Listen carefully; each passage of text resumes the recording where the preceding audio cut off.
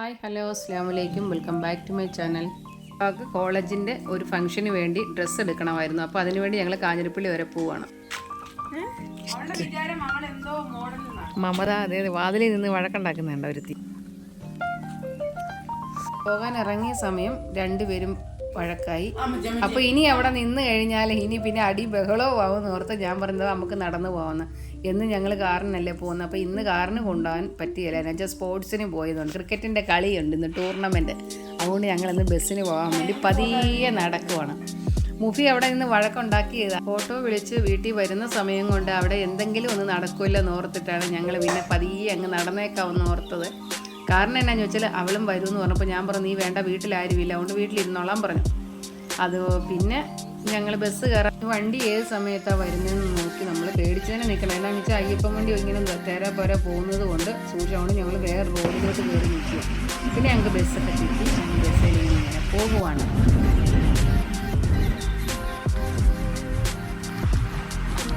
കാഞ്ഞിരപ്പള്ളി അറ്റ്ലസ്റ്റിലാണ് ഞങ്ങൾ വന്നത്. ക്രിസ്മസിൻ്റെ ഓഫർ ഇട്ടിട്ടുണ്ടെന്നും പറഞ്ഞാൽ വന്നത്. അപ്പോൾ അവിടെ ചെന്നപ്പം ഓഫറെല്ലാം തീർന്നു. അപ്പോൾ എനിക്ക് ഇഷ്ടപ്പെട്ടില്ല ഒന്നും. അത് തന്നെ അൽഫ പറഞ്ഞു ഒത്തിരി കളക്ഷൻ ഉണ്ട് നമുക്ക് കയറി കാണാമെന്ന്.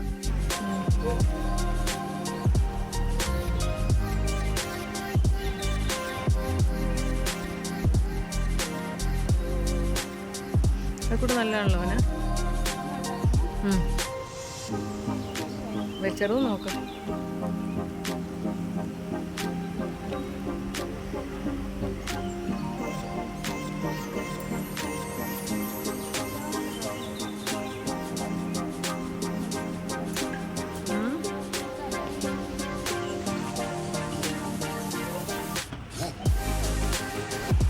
അൽഫാക്ക് ഒന്ന് രണ്ട് ഡ്രസ്സ് ഇഷ്ടപ്പെട്ടായിരുന്നു. എന്നാൽ നമുക്കും അത് ഇട്ട് നോക്കാമെന്ന് പറഞ്ഞ് ഞങ്ങൾ പോകുമ്പോൾ കസിൻസുകൾ അവിടെ ഉണ്ടായിരുന്നു. അവർ ഇതുപോലെ ഡ്രസ്സ് എടുക്കാൻ വേണ്ടി വന്ന ക്രിസ്മസിന് പിള്ളേർക്ക് സ്കൂളിൽ കൊണ്ടുപോകാൻ വേണ്ടി. പിന്നെ അവളും കുറേ ഡ്രസ്സൊക്കെ എടുക്കുന്നുണ്ട്.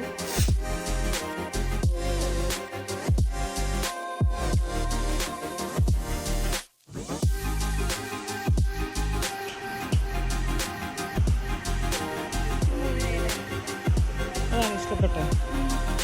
ഇഷ്ടപ്പെട്ടാണോ? ചെറിയ കരിനീലയുണ്ട്, അപ്പോൾ സൂക്ഷിക്കണം. മുഖത്തിന് ഷേപ്പാണ് ഇത്. നമ്മൾ ഷാള് നീ തപ്പണ്ട കേട്ടോ. ഇത് നല്ലതല്ലേ?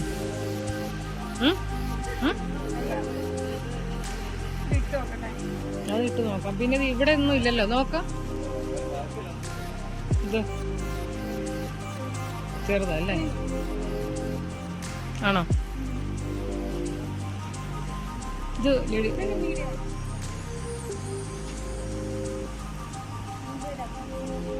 ഇയ്യോടാ വേണ്ടപ്പോ.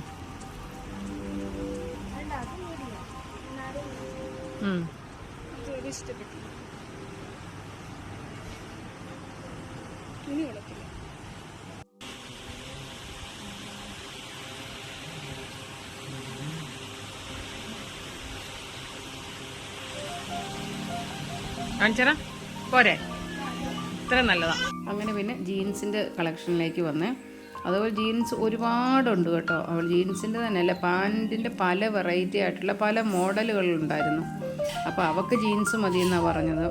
അപ്പം ജീൻസിൻ്റെ എന്തോ കാല് കിടക്കുന്നു. പിന്നെ അവസാനം വേറൊരെണ്ണം കണ്ട് അതാണ് ഇഷ്ടപ്പെട്ടത്. അവൾ ഉദ്ദേശിച്ചതല്ല, എടുക്കാൻ പോയത് ഇതല്ലായിരുന്നു, വേറൊന്നായിരുന്നു. അപ്പം ഇതിൻ്റെ തന്നെ കാലിച്ചിരി ലൂസായിട്ട് കിടക്കുന്നുണ്ടോ എന്ന് ചോദിച്ചു. അപ്പം അതില്ല. അപ്പോൾ പിന്നെ ഈ ഇലാസ്റ്റിക് ഉള്ളത് തന്നെ എടുത്തു. പിന്നെ പോവാ. പിന്നെ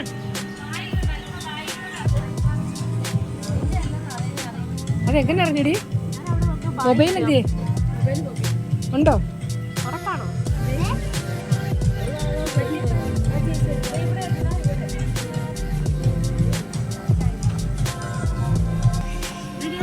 അങ്ങനെ ഡ്രസ്സൊക്കെ ഇഷ്ടപ്പെട്ട് കഴിഞ്ഞു. എന്നാലും അവൾക്ക് തൃപ്തിയാവില്ല. പിന്നെ രണ്ടെണ്ണം ഇട്ടൊക്കെ നോക്കി. അപ്പം അതിൻ്റെ കഴുത്ത് ഒരുപാട് വലുതാണ്. അപ്പം ഞാൻ പറഞ്ഞു ഇനി ഈ കഴുത്തിന് ചെറുതാക്കാനും ചെറുതാക്കാനും ഒക്കെ പോകണം, അതുകൊണ്ടത് വേണ്ടാന്ന്. അതിൻ്റെ ഇടയ്ക്ക് അവർ ജീൻസ് നോക്കി. അപ്പോൾ ജീൻസിൻ്റെ ഞാൻ പറഞ്ഞു ഈ ജീൻസിന് തയ്ക്കാതൊന്നും ഇടാൻ പറ്റിയായിരുന്നു. അൽഫയുടെ ഡ്രസ്സെല്ലാം എടുപ്പ് കഴിഞ്ഞ് അടുത്ത ബില്ലിങ്ങിലേക്ക് പോകുമായിരുന്നു കേട്ടോ.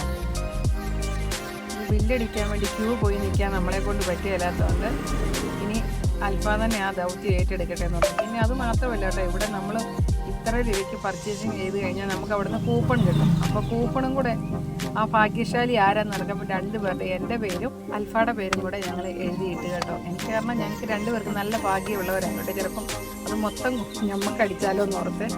അപ്പോൾ അങ്ങനെ ഞങ്ങൾ കടയിൽ നിന്നെല്ലാം ഇറങ്ങി വന്നതിന് ശേഷം അൽഫ ഡിസ്പ്ലേ പാൻറ്റ് കിടക്കുന്ന കണ്ടോട്ടെ, ഇനി അതും കൂടെ വാങ്ങിക്കുക. അപ്പോൾ എനിക്ക് തോന്നി ഇനി ഇവിടെ നിന്നാൽ നമ്മളിനി കാലിയാവുമെന്ന്. അതുകൊണ്ട് ഞങ്ങൾ അവിടെ നിന്ന് പെട്ടെന്ന് തന്നെ ബസ് കയറാൻ വേണ്ടി പോയി.